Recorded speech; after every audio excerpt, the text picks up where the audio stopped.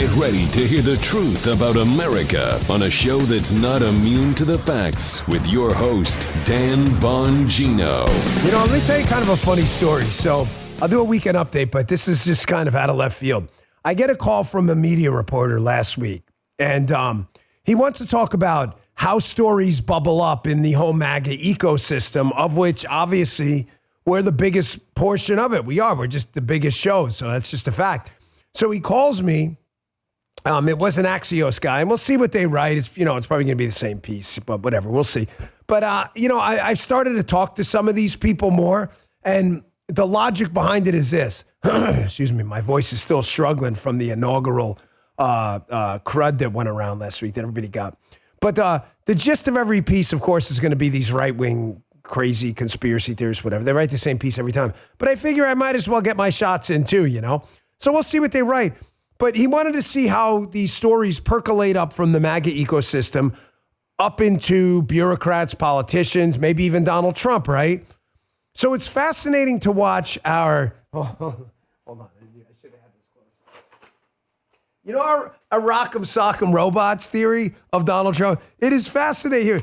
We found the red guy, by the way, and he's not broken. The blue guy, he's just been getting decimated lately, of course. The red guy keeps winning. We're going to red rocker. We need to put Donald Trump on the back of that. So, yeah, we know. We need to put a Donald Trump face on that. Somebody get on that. People in the mainstream media are now picking up our rock'em sock'em robots narrative. I'm going to show you that in the beginning. Got a weekend update. It's good to be back with you. I was struggling a little bit on Friday, but felt good enough to do the show. That crud at the inauguration was vicious. Mike Benz is sick now, too.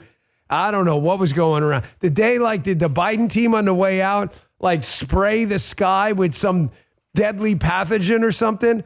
But I feel great. Saturday morning, I woke up, felt better, and it's just, the recovery things always takes a little bit to get your voice fully back. Hey, the ultimate sleep refresh for the New Year's, Beam's Dream Powder. Try it, get up to 45% off for a limited time at shopbeam.com/Bongino.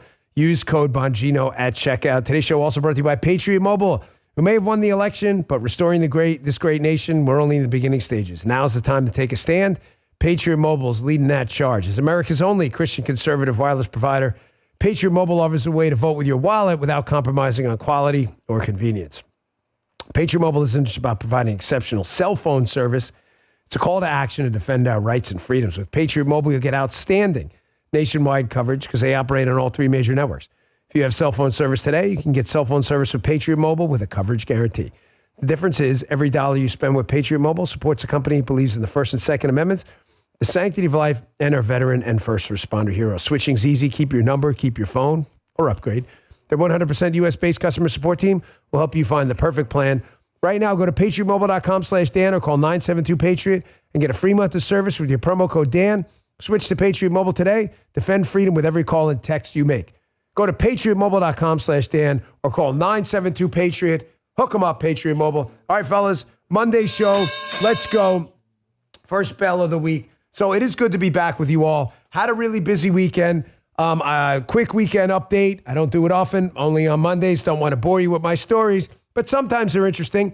So took my brother Joe and my daughter Amelia and my wife, obviously Paula. We went down to the Auburn, Tennessee basketball game. I love you all in Tennessee. It was so nice to see you. I'll keep that picture up for a minute. It was nice to see you all. You see the lovely Paula. You see my daughter, Amelia, who looks exactly like Paula. You see my brother, Joe, who, yes, is a cloning experiment gone awry. He's not my twin. He's actually 5 years younger than me. The fact that we look alike, I think, is a compliment to me. You better have a talk with Joe about that because he's actually younger than me. That is obviously me to the left. And in the middle is the great Auburn coach, Bruce Pearl. He let us watch the shoot around at the beginning of the game. I ran into so many awesome Tennessee folks because the Volunteers were playing in Auburn. In Hamilton's restaurant. I went to Hamilton's and Lucy's, two of my favorite restaurants. Lucy's always great. Hamilton's, I met the owner there, one of the owners and managers over there. What a great guy, super nice. And while in Hamilton's, I met some Tennessee fans, and they were super nice to me, so I love you guys. Big, huge win by Auburn. It wasn't the prettiest game, defensive game. Miles Kelly hit a three-pointer to win the game with about 27 seconds left. It was one of the most amazing sports games I've been to in a long time. And to watch my brother and my daughter, Amelia, and my wife So happy, and my daughter Amelia jumping on me. It's why I love sports. You get to enjoy something with a bunch of people and forget about the world for a minute. It was a lot of fun. So there's my weekend update. Folks, a lot happened this weekend. When the Bongino Army marshals, like we did for Pete Hegseth, I can't tell you how proud I am when we do it, and getting Pete Hegseth through and the Bongino Army being a big part of that, I got to tell you all out there, sincerely, candidly, from the bottom of, as I always say, my sometimes broken heart, look at me. I love you guys, and I deeply appreciate what you did. And I'm going to tell you something. I know Pete Hegseth, Secretary Hegseth. Gosh, that sounds good. Secretary Hegseth feels the exact same way. And I know his lovely wife, Jen, feels the same way too. Thank you. But ladies and gentlemen, our mission isn't done. Thank you, Bongino Army, for Pete. But now we have to move on to cash. Pete's got his own mission now. Secretary Hegseth is going to clean up our broken military leadership and make it the most lethal killing machine in the world from now till perpetuity. But now it's time to move on to Kash Patel. We can't just sit here and celebrate and crack the bubbly. But this reporter reached out and asked me, he's starting to figure out, this guy who reached out from Axios, that the Bongino Army is a little more powerful than people think. We're kind of like, I don't know, guys. Tell me in the chat if I'm crazy. I'm watching you guys over here. What do we got? We got 99. We're about to break 100,000. We're only 8 minutes in, okay? Which is just pretty freaking amazing for a live stream at 11 o'clock in the morning, so thank you. We're like the Ninja Army, okay? There are other shows out there. This is, I don't want to say, it sounds like a dick move. There are great shows out there with people who really love the president, who do a wonderful job. They get a lot of attention from the media. The Bongino show is a strange cat because the media hates us so much, they kind of avoid us. So we get to creep, we're like the ninjas. We get to creep up on them. You know what I'm saying? Like you've got the samurais on the battlefield and everybody notices them with their battle armor, beautiful battle armor, their gleaming swords, and they look scary. Paint their faces, everything, you know. You see the samurai and you're like, my gosh, and the samurai were impressive, right? We're kind of like the ninjas. We creep up on you. You never see us coming. But I got to warn you, the media's starting to notice. So the good side is the Bongino Army, everybody's starting to notice, hey, we're the real deal. The bad side is we're not going to be able to creep up on anyone anymore. So congratulations. Can we get a ninja? Oh, someone did it already. Who did it? Who beat? Oh my gosh, I just missed you. I'm sorry. I was scrolling down and Lynn 2456 with the ninja emoji. That is you guys. That is you guys and ladies out there. We're like ninjas. And I was kind of proud of that. But I'm not sure it's going to last long. You know what? Let's go to the ninja emojis all over the place. You guys don't make me laugh today. My voice is still recovering. Hey, I'm going to reverse this a little bit. Hold that Caroline Levitt thing for a second. Can you go to the Peggy Noonan article? Here's what I'm talking about by the Bongino Army and how powerful you guys are. Peggy Noonan is no fan of Donald Trump, okay? She writes for the Wall Street Journal. I'm going to tell you something. I like her work. I read it. You don't need to be an acolyte of me or Bannon or Trump for me to like your work. I enjoy reading her stuff, even if I don't agree with her, okay? Peggy Noonan has this piece called The White House Wonder Horse, talking about how Trump is now at the top of his powers. She doesn't like the guy, but it's a good piece, and it's worth your time. She knows Trump's at the top of his power, the top of his game. He used to be testy and aggrieved with reporters because he yearned for their admiration. Maybe, maybe not. But the second part's definitely true. Now he treats these reporters with patience and calm because he doesn't care about them. That up, wait. She knows Trump has his own thing going. If they don't like him, it's their problem with their puny little numbers and shrinking networks. Keep in mind, this lady does not like Donald Trump. But man, whether he yearned for their admiration, I'm not sure that's true. It's her opinion, whatever. The second part is undoubtedly true. Did you notice he's different with the media now? He's not in the tussle anymore. He basically just ignores their stupidity, makes fun of them, and moves on to the next question because he's like, no one's watching you idiots anyway. Here's the part I was talking about, though. Where do you think this came from? She notes for 4 years it's going to be a nonstop, 24/7 Rock'em sock'em. God bless our beloved country. History ahead. Everybody hold on tight. Folks, who fixed the Rock'em sock'em? Did you guys just creep over here? Or was that like a ghost who did? Oh, you did? Oh, I was going to say, like, wow, that is weird. Oh, so there's another Rock'em Sock'em? Oh, hold on. Folks, I didn't even know we had a backup Rock'em Sock'em robots. I was like, how did they just do that? So the red guy right here, this is Donald Trump. Here's the media. Ah! Every single time. Here, wait, body slam. Ah! Remember when Hogan what was it, WrestleMania 3 or something, when he body slammed Andre the Giant? Was it the Silverdome? Ah! Actually, Andre actually jumped onto Hogan, but whatever. This is going to be every single time. The blue dude just bounced up in here. Folks, we're in charge now. All right, did she take the Rock'em Sock'em robots from, I don't know. Who cares? Doesn't even matter. I'm just telling you, you guys are way ahead of the news cycle. And so is the Dan Bongino show. A couple things happened. And by the way, I told you, a lot of people challenged me in the primary. Donald Trump's going to be a lame duck. I said, you're missing the point. There we are. Rock'em Sock'em's in the chat room. Populate that chat room, folks. I told you during the primary, you're reading this all wrong. Donald Trump will never be a lame duck until Donald Trump, on the unfortunate day we lose him from this earth, like we'll lose everyone else, okay? He will never be a lame duck. His political power will outlast his presidency. He started a revolution no different than the founding of the Republican Party. And if you don't see it, that's your problem. That's not on us. We're ahead of the news cycle. You guys are always trailing on us. He's not a lame duck. He's a guy who learned from 4 years and now has 2 years, plus another 2 after the midterms, to change his country for the better. You saw it this weekend. There are still world leaders, notably the president of Colombia, who is a socialist, and this is very personal to me.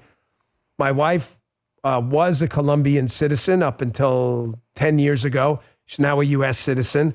I've been to Colombia many times. It is a beautiful country. I highly, highly recommend if you want to go down and travel. It's a beautiful place.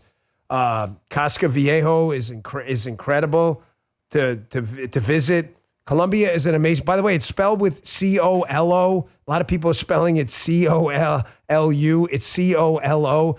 So you don't want the people doing the spell check thing on Twitter for you. Colombia is a beautiful place. The head of the president of Colombia now, Gustavo Petro, is a socialist. So Donald Trump said, we are sending back Colombian citizens, by the way, who entered the United States illegally.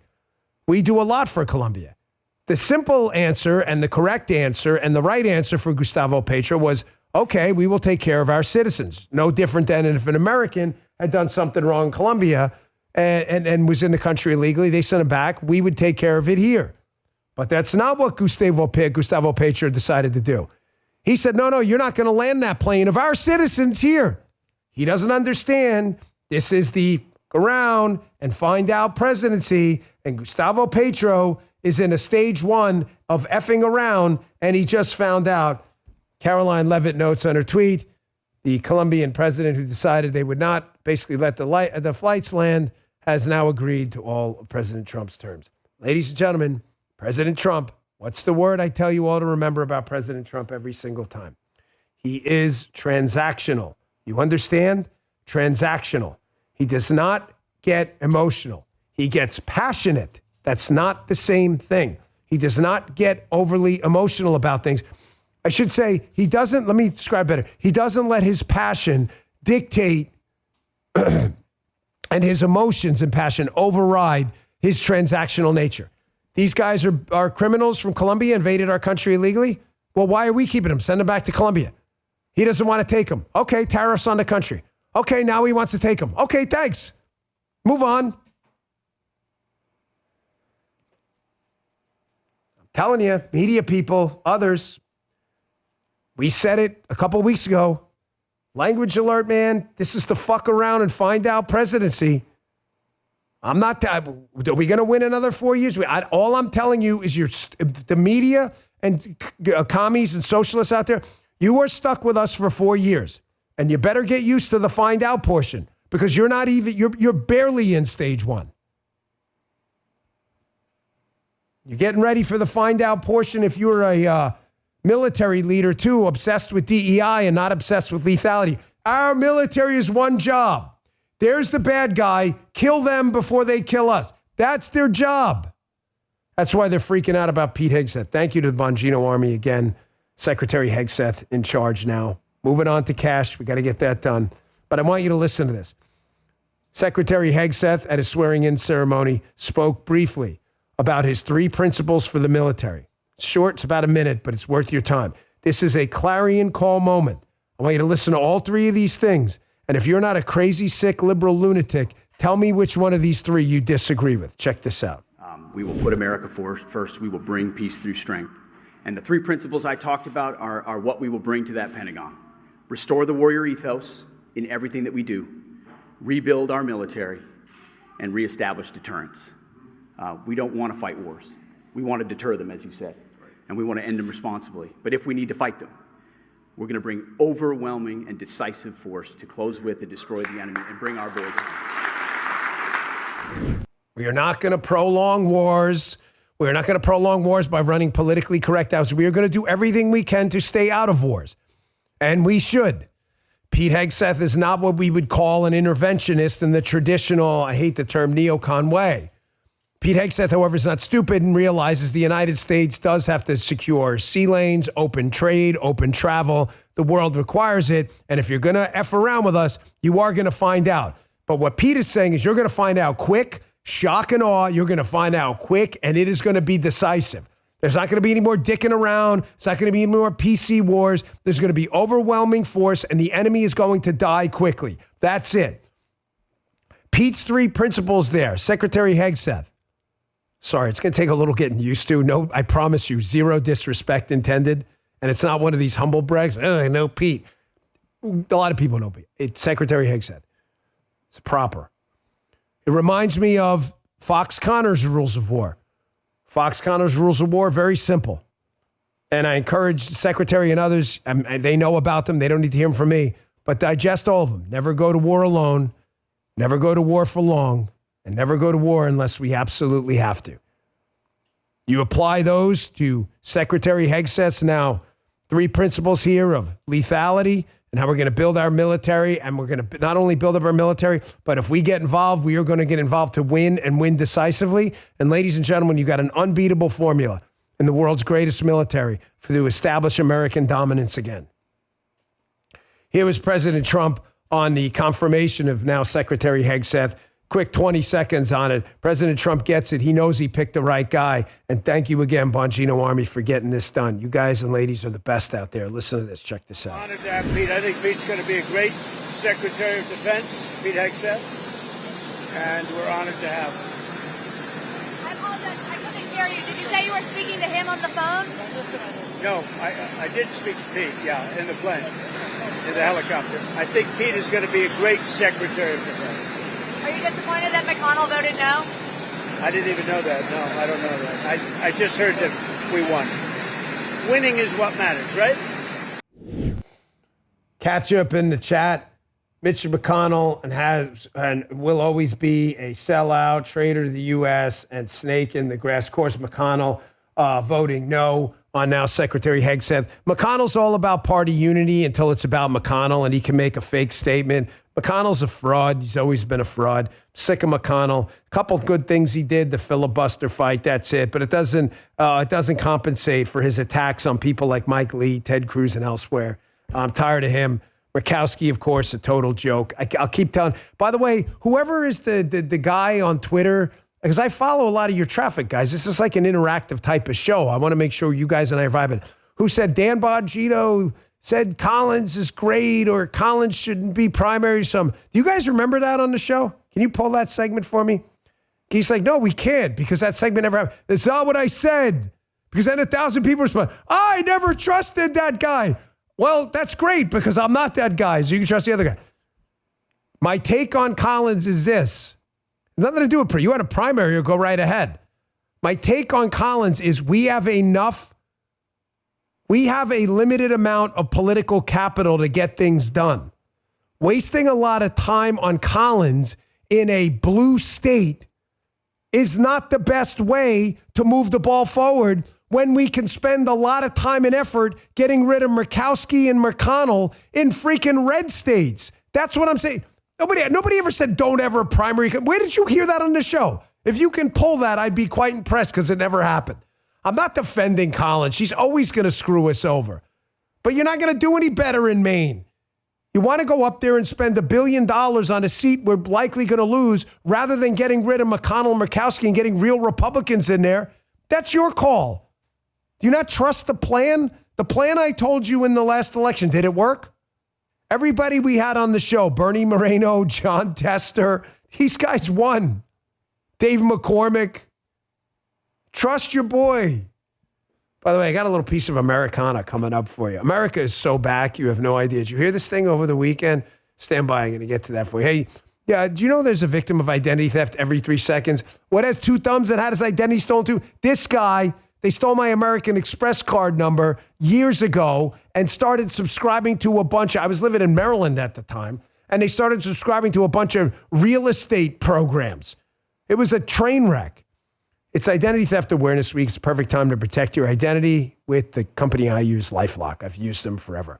Lots of places like doctors' offices and retailers can accidentally expose your personal info, leaving you open to identity threats. That's why LifeLock monitors hundreds of millions of data points a second and alerts you to more uses of your personal information.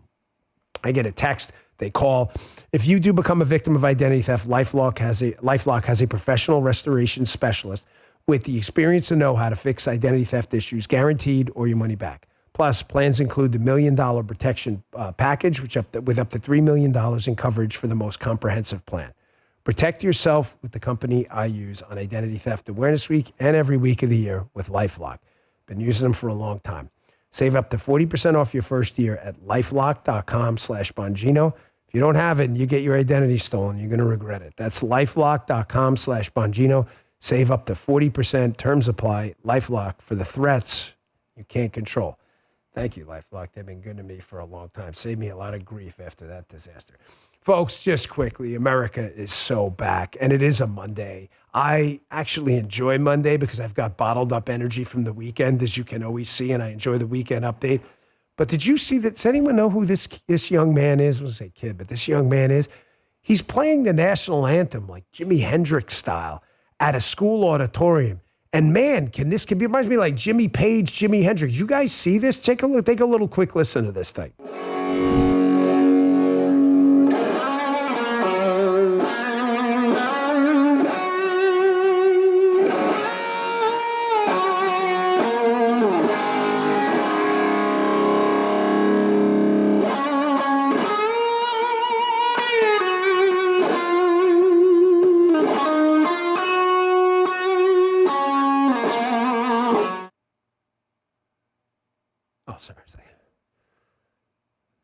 Man, can that kid play. I saw there was a banner up there that said Union Endicott Tigers. So, young Patriot, I don't know your name. Does anyone in the chat know his name? We usually get someone. Anyone? Because we got 145,000 people here, so surely somebody knows this. Wait.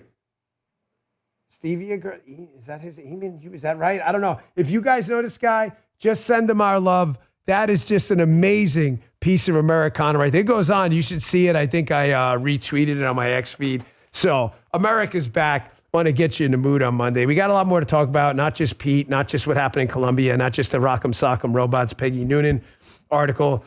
But there were some big interviews this weekend. Vice President J.D. Vance did his first vice presidential interview. Listen, I saw a couple of people commenting on Twitter that friends of mine too, that he should have done a conservative outlet first. You know, this is one of those things where it pains me to say it, but I actually disagree. Why does it pain me to say it? Pain me to say this because, number one, the people who are saying it, I really love. But second, I feel like we should have gotten the first interview because we really went hard for J.D. Vance. But I've got to be straight with you, folks. I can't get emotional about this stuff. I'm an outcomes-based guy. J.D. Vance doesn't need to convince our audience he's the guy.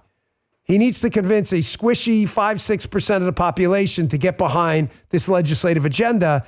And truth be told, he's so good at just politically destroying left-wing media narratives that he's far better off on these shows. He just is. It pains me to say I would have loved to get the first interview, but that's not the way that, it's Miss Gilfeather used to say, my 5th grade teacher, the cookie crumbles. Here he is in his interview on CBS with Margaret Brennan.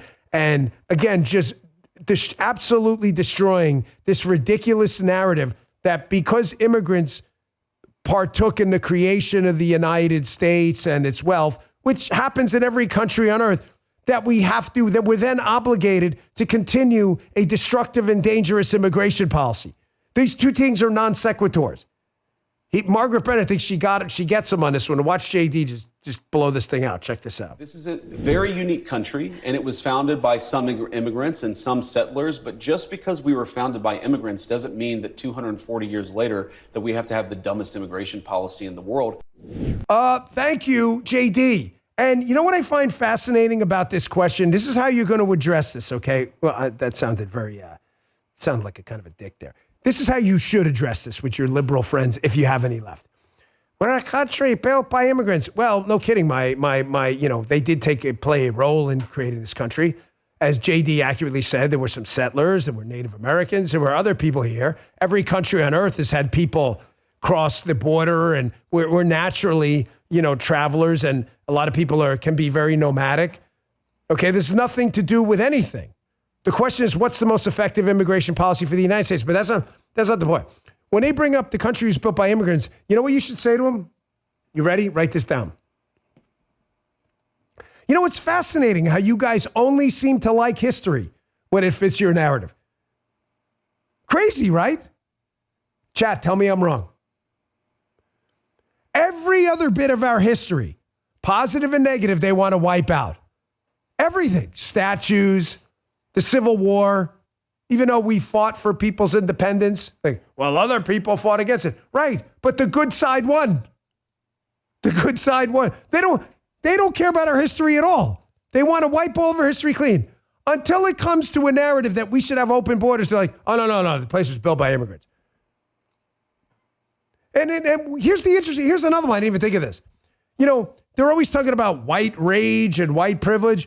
It's fascinating because a lot of the settlers who built this place that you call immigrants were actually people you claim to hate who had so-called white privilege. Fascinating how you guys change the argument all the time.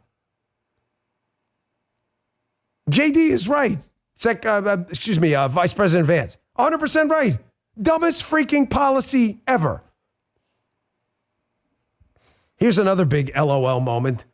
Margaret Brennan from CBS, these are just stupid gotcha questions. Here's the problem with gotcha questions with Vice President Vance. He's smarter than these idiots. It's like your 12-year-old playing tic-tac-toe with you and thinking they caught you. It's not good. It's like fetch. It's not going to happen.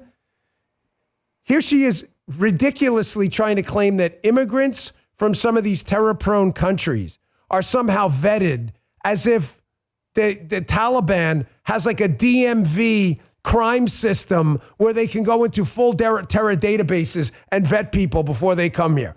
This is really stupid. Check this out. When you talked to us in August, you said, I don't think we should abandon anybody who's been properly vetted and helped us. Do you stand by that? Well, Margaret, I don't agree that all these immigrants or all these refugees have been properly vetted. In fact, we know that there are cases of people who allegedly were properly vetted and then were literally planning terrorist attacks on our country. That happened during the campaign, if you may remember. So clearly not all of these foreign nationals have been properly vetted. But there are 30,000 people in the pipeline, Afghan refugees. But my primary concern as the vice president, Margaret, is to look after the American people. And now that we know that we have vetting problems with a lot of these refugee programs, we absolutely cannot unleash thousands of unvetted people into our country. These people it's are not vetted. good. These people are vetted. Just like the guy who planned a terrorist attack in Oklahoma a few months ago, he was allegedly properly vetted, and many people in the media and the Democratic Party said that he was properly vetted. Clearly he wasn't. I don't want my children to share a neighborhood with people who are not properly vetted, and because I don't want it for my kids, I'm not going to force any other American citizens' kids to do that either. No, and that was a very particular case. It wasn't clear if he was radicalized when he got here or while he was living here. I don't really care, Margaret. I don't want that person in my country, and I think most Americans agree with me. Where is it? Justin bought me this. This is my birthday present from Justin. Here it is. Here it is. You know what that is? It's a people's elbow. That's a people's elbow. Get it up in the chat. People's elbow right now. It could be.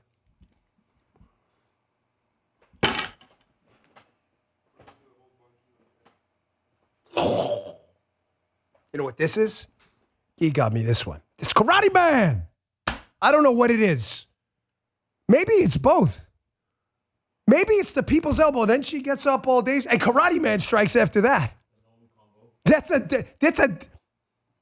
It's the greatest of all combos. It's the equivalent of like a 7 Muttley thing. Like it's never happened, but it could have been the first time. So much so that a rallying cry for Republicans has now become today. If you guys seen the Giphies? The Giphies are out there. Oh, you fixed them? Oh, look. Look at this. They put the liberal carrot guy and the Trump face on him. This is freaking crazy. We got the Rock'em. Oh my gosh, we like really smashed up the Rock'em Sock'em guy. Wait, we got to keep Trump here. Trump Rock'em Sock'em. Here, you stay here. I wish you guys did. You like this guy? Check him out. Trump. This is like people's elbow, Rock'em Sock'em. This I've never seen anything like this. Is there anyone better at this than JD? Folks, this the rallying cry on X is now, I don't care, Margaret. Margaret's the new Karen. I get it. There, my name's Margaret. My name's Dan. Did you ever look at like the top names of dicks? It's always Dan.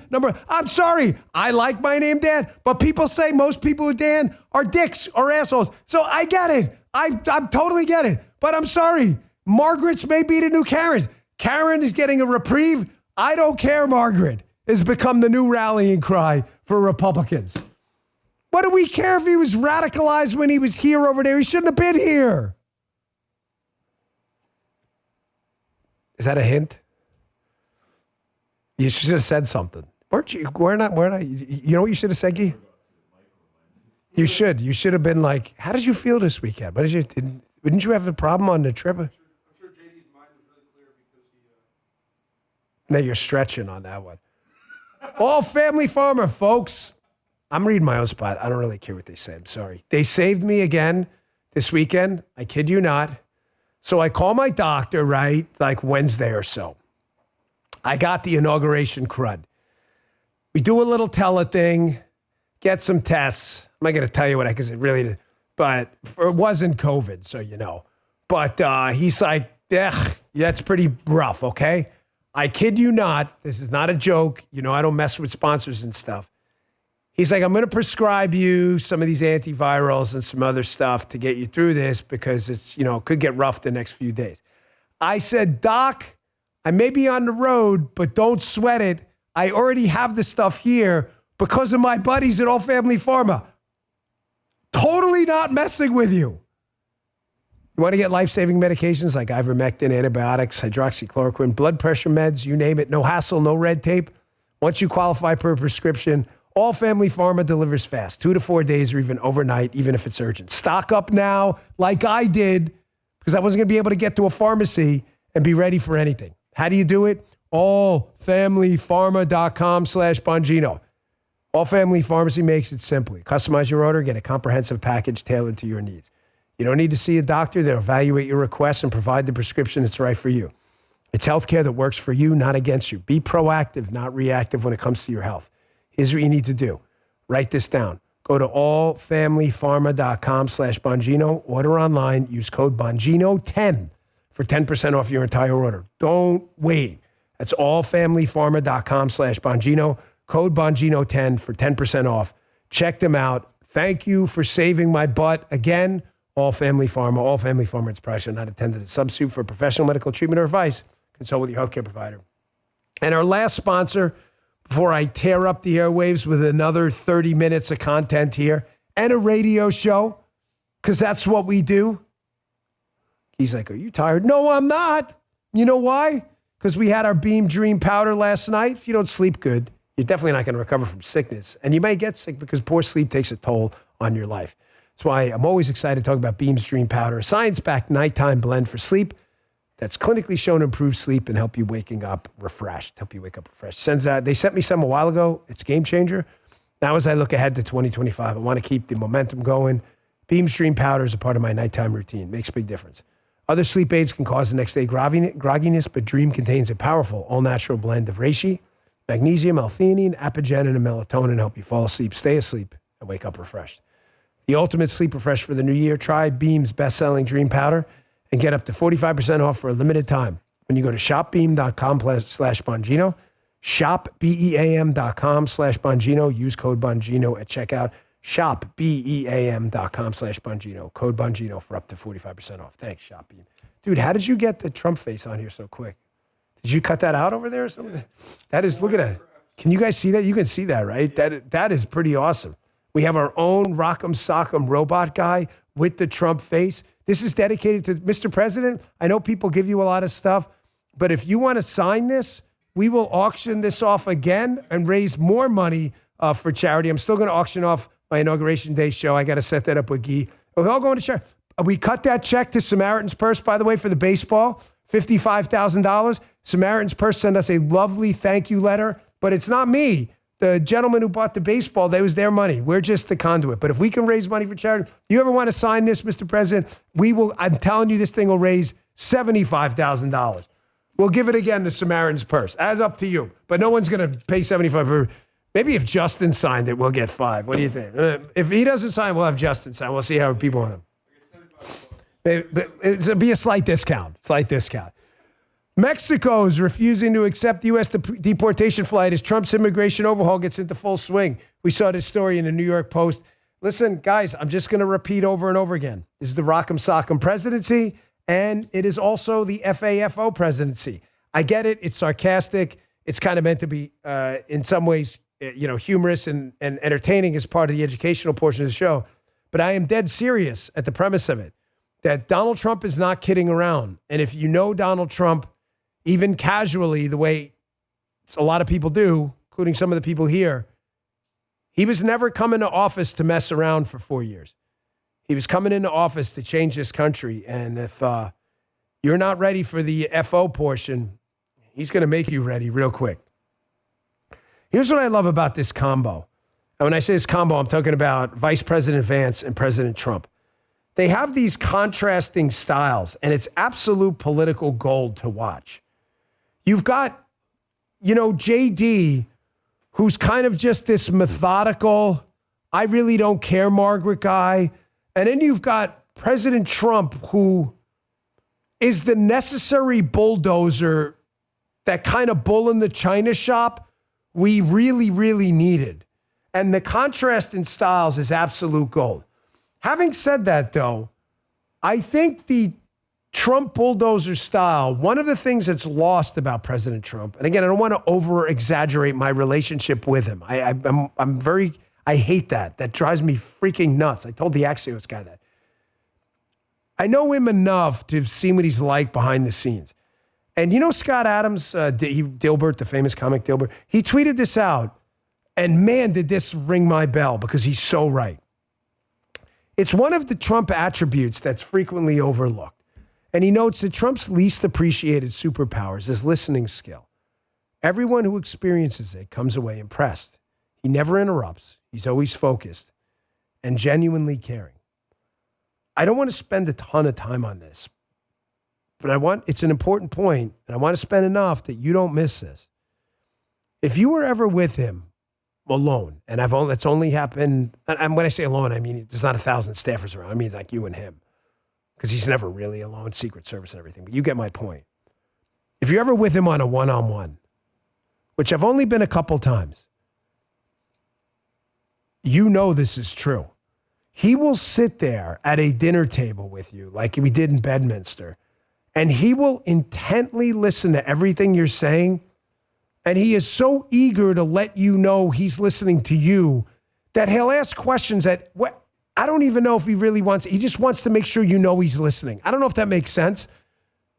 But, like, that's the kind of guy he is. Why am I bringing this up? Because you saw it this weekend in North Carolina and California.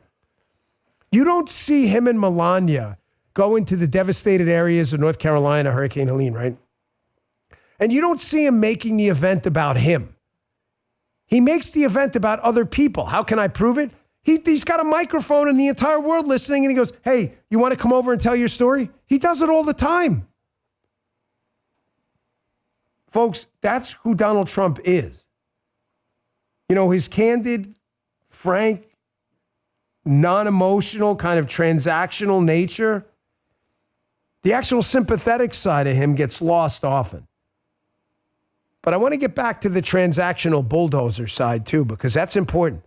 Because this government is way too broken to be fixed with niceties and cutesy time, and cutesy time is over.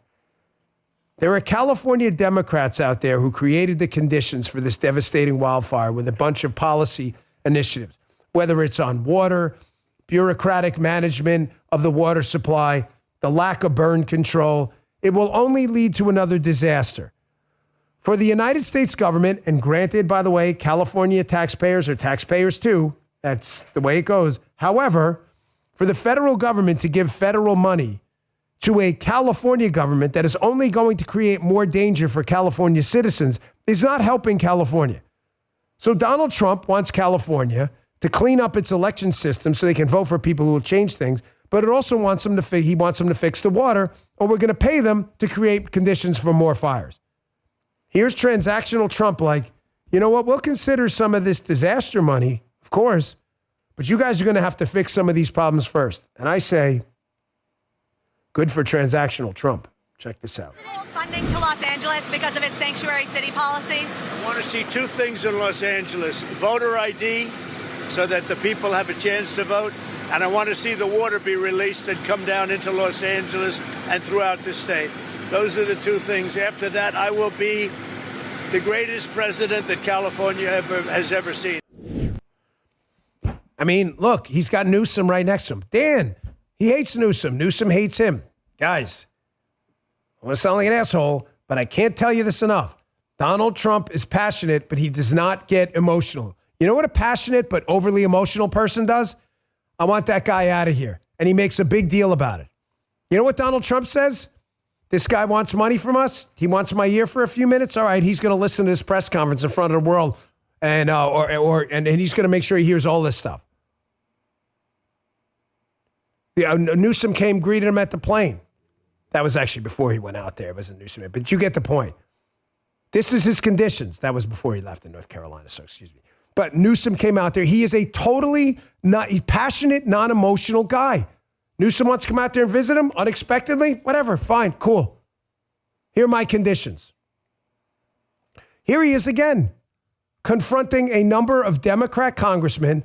Was it Brad Sherman and then the L.A. mayor, the dreadful Karen Bass, who actually still has a job. She should have resigned already. It's just unbelievable. She was in Ghana when the city was burning. I mean, like Nero fiddling here. Here's Donald Trump asking a question about FEMA.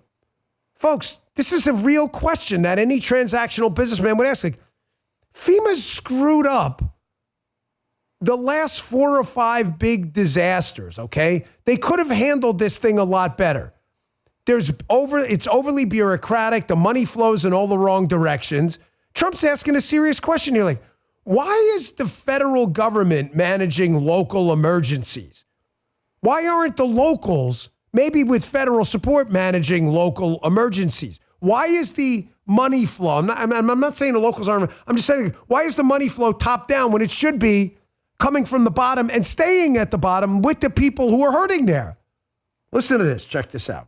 I'll also be signing an executive order to begin the process of fundamentally reforming and overhauling FEMA, or maybe getting rid of FEMA. I think, frankly, FEMA is not good. I think when you have a problem like this, I think you want to go and, whether it's a Democrat or Republican governor, you want to use your state to fix it and not waste time calling FEMA. And then FEMA gets here and they don't know the area. They've never been to the area, and they want to give you rules that you've never heard about. They want to bring people that aren't as good as the people you already have. And FEMA's turned out to be a disaster. And you could go back a long way. You could go back to Louisiana, you could go back to some of the things that took place in Texas. It turns out to be the state that ends up doing the work. It just complicates it. I think we're going to recommend that FEMA go away, and we pay directly. We pay a percentage to the state, but the state should fix this. If the state did this from the beginning, it would have been a lot better situation. I think you guys agree with that, right? I mean, I'll just change one thing. We don't even need the money to go to the federal government where the government pays it to the states. Just keep the money with the states. How about we just lower the tax rates, let the state do their, most of them, as a matter of fact, all of them have some emergency management agencies, and just fortify them. There's really no reason for it. This is what a transactional president looks like. FEMA's not working, so why do we have FEMA? Oh my gosh, you can't say that. What is the government? We need to be involved. Why do you need to be involved? I want to get to something that I got a ton of questions this weekend. That's why I spent time. We're going to spend a little time on this topic. It's why I left it for last. I didn't tease at the beginning of the show, but this is an important topic. I got bombarded with media people this weekend asking me about this because of my time in the Secret Service there. Donald Trump decided this weekend and that they should pull security details from a number of people. John Bolton, Anthony Fauci. So, of course, given my security background, I didn't answer anyone, of course, on this thing because I was going to handle it on my show because, you know, I'm going to be they're going to be misquoted on it anyway. So in the case of that, I just left it. But I want you to watch this first. I'm going to explain to you what's really going on here and why this is not an easy decision. But if it's not, there's no good or bad here. There's only bad and worse. Okay. And the worst decision was to give people security details for the rest of their lives, okay? Especially here. This is going to cost a lot of money. First, listen to Trump on this. Check this out. No. You know, they all made a lot of money. They can hire their own security, too. All the people you're talking about, they can go out. I can give them some good numbers of very good security people. They can hire their own security. They all made a lot of money. Fauci made a lot of money. They all did. So if they felt that strongly, I think that certainly I would not take responsibility. You see with the media narrative, they're already starting to seed kind of the field here to let the narrative grow, and they're going to water it. That if something happens, it's your fault. Notice now that the Biden-aligned management of the Secret Service, when they cut funds from Donald Trump and he got shot in the head and almost shot again, that wasn't the narrative at all in the left-wing media. So media people can take the double-barrel middle finger and shut up, okay? Forget their narratives. Ignore it. Move on. They're going to say that no matter what. It's Donald Trump's fault. Nobody wants anything to happen. I absolutely, resolutely condemn any violence directed at people with the purest of hearts. Spent my entire life putting my safety on the line. That'd be dramatic, but you get the point. To protect people I didn't like politically. So no one's going to lecture me on this. However, folks, there are thousands of people in the United States government that because they take these positions, understand there's going to be a security threat they're going to have to mitigate. I wish it weren't the case, but it is. The government does not have the time, the resources, the money to give perpetual security details for the rest of their lives to all of these people. I'm going to give you an example of what I mean that no one in the media will address. What's Dr. Fauci's security threat level? The answer is I don't know. I haven't seen the threat assessments. I hope it's not high, but it may be. I don't know. I hope it isn't. But I can tell you for a fact that some assistant United States attorneys and the United States attorneys I worked with, FBI agents and agents who prosecuted the mob and terrorists, their threat levels through the roof. There's one particular guy, I'm not going to say his name, but he was involved deeply in the Gambino crime family thing, very deeply. There were threats against his life for a long time. Let me give you another guy who had some threats against him that were relayed by a United States Attorney's Office. It's in Maryland. I'm not sure if you can FOIA it or figure if it's on record, but it should be. This guy, I worked a big fraud case, and one of the people involved in the case, they overheard him on, I don't know if it was like a prison call or if it was a recorded phone call, talking about how I was trouble for them and basically they need to get rid of me. Folks, it's part of the job. I wish it weren't, but sometimes what about police officers out there who lock up neighborhood bad guys? They don't get a security detail. We cannot afford a security detail for every single person who goes into government, law enforcement, or intelligence and has threats against them. We just can't. It's something you accept as part of the job. By the way, me included. I wish it weren't the case, but it is. Second, there's an opportunity cost to this. You're going to give 10, 20 U.S. Marshals, 10, 20 Secret Service guys, 10, 20 Capitol Police guys to an expanding portfolio of protectees, as we call them, then what happens? That's less people to protect the president, speaker, and others. This is not a freebie. Folks, we don't have time. We don't have money. We don't have the ability to do this. It's not an easy call, but in a world of bad and worse choices, it was the only one. They can't have security details the rest of their lives. You're going to give them to all the United States attorneys too? What about Supreme Court justices forever for the rest of their lives? Everybody's going to have a security detail. Going to cost us $20, $30 billion to secure the whole known universe of bureaucrats. Speaking of which, on the security front, I'm going to just give a little shout out to the advance team and the people on the Trump transition team who managed to pull this off. Having personal experience with doing this, what we would call OTRs, off the record movements, like last minute changes to the schedule, I can't believe how they pulled this off.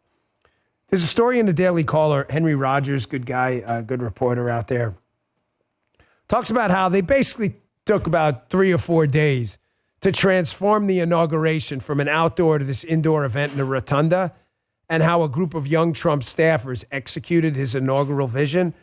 It's a good piece to read, but ladies and gentlemen, when you're doing an advance like the inauguration to put you behind the scenes, and you're an agent working with a White House staffer or a transition team staffer in the case of the Trump transition team, the inauguration is, I kid you not, a 4 to 6 month minimum endeavor.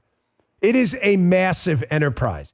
Credentialing, airspace, tactical mitigation, a medical plan, weather issues, motorcades, counter sniper, counter surveillance. It is an enormous plan. To move that thing last minute indoors, which sounds easier, with 3 days, can you imagine all the access control issues and all of the credentialing that had to be changed? It is a nightmare. So a pat on the back to the Secret Service guys, Matt McCool in the Washington field office and the advance guys from the detail who made that happen, and the Trump advance team who made it happen. It's impressive, folks. When you're doing kind of an off-the-record movement, nobody knows, and you switch it at the last minute, everybody in the world knew we were changing it to inside, and they still pulled it off anyway. A couple more stories I want to get to in the remaining few minutes I have with you. This is important. I need you all to be very careful about this Vladimir Putin clip. It's been making its way around the internet. I would be very cautious about this, extremely cautious. The Russians are known for playing us. They are trying to create division here. Folks, I don't care if they say something that sounds like it's targeted to you and you think it comports with something you want to hear. They're playing us always, and you should disregard this stuff. But it's making its way around the internet now. Check this out. Putin, yes, sorry. If he had been the president, if the victory wasn't stolen from him in 2020, maybe the Ukrainian crisis that arose in 2022 would have never appeared. I'm just telling you, yes, the 2020 was absolutely stolen. I believe that. I mean, it's hard to prove it counterfactual. However, we've talked about this extensively, but there's no question this guy is using buzzwords to try to get your attention because he knows he's in trouble right now. Just be careful here and be cautious. Don't let these people play you with this nonsense, and I know you won't. All right, we got an update, folks. Throw it up on the screen. Remember I know the white doesn't show well on camera. Does that list of media hoaxes? We have, first, of course, Elon is a Nazi. Remember with the, Elon came out to basically say hello and thank people. They called him a Nazi. We have an update. Throw it up on the screen if you would, guys. I'm going to do this live. Bill Malugin. Chicago Public Schools falsely claimed they blocked ICE officers from entering a school. The narrative took off. Turns out it wasn't ICE. It was Secret Service agents investigating a threat. So number 2, writing this down, Chicago ICE raids in schools. So we are a week plus into the Trump team. And ladies and gentlemen, we've got an update to the board already. This is not good, and I'm going to tell you why. Because we were going to try to keep all the hoaxes to one whiteboard, but we are only a week plus in, and Justin says you're going to have to start writing a whole lot smaller, but then you can't see it on the camera. So we're not erasing anything. We may have to go with multiple boards. But hoax 2, and it's only been a couple of days. We will keep track. That is going to be the formal list going forward. In the new studio? That's a good idea. Can we, you know what? We'll get like a whiteboard, chalkboard. That's a good idea. I love that idea. Remember Glenn Beck used to do that? That's a cool idea. I like that. Good idea, Justin. No studio opening soon, by the way. You guys want to come for a live show? How do you feel about that? We got a little mini golf thing on the side in case you want to challenge Justin. Justin's like Arnold Palmer, man. He's really good. Did you know that? He's like, really? I'm like, no, not really. Just made that up. Folks, download the Rumble app. We've had an amazing week. So proud of Rumble. Everything they're doing with Tether and the company, just amazing. Please download the free Rumble app. That's where you can watch my show every single day. Sometimes people go, Dan, where do I find your show? Rumble. Download the Rumble app. Or if you just want to watch on your computer, rumble.com/Bongino. Join us for the chat with 163,000 people today at 11 a.m. Eastern time every single day.